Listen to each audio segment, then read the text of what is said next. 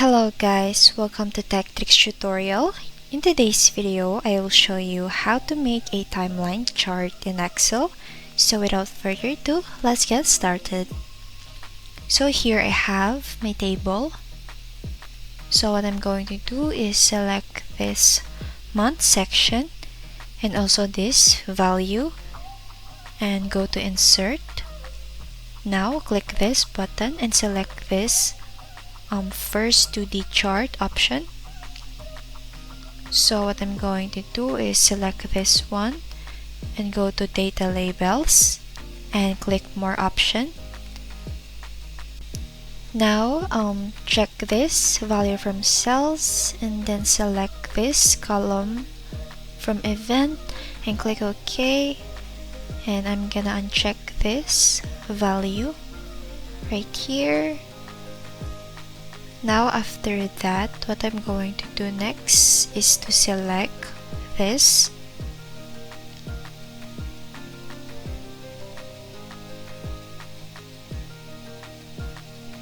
and now go to format and go to shape fill and select no fill, and again click this one, go to error bars and go to more option, select minus and then select cap.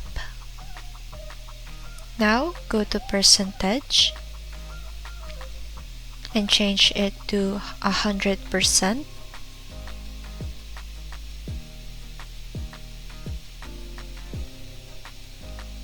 Now after that, what I'm going to do next is to select this and go to shape outline. So basically you can just choose whatever color you want, and then you can also change the weight. You do 3 and go to arrows. So I think yellow is too bright, so I'll find another darker color. I think this will be good. You can also remove this by clicking this and go to access and then uncheck this. And if you want to change the color of this one, you can just select that and choose another color.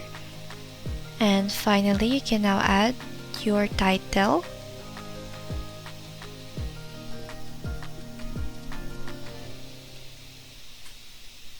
And that's basically how you can do that.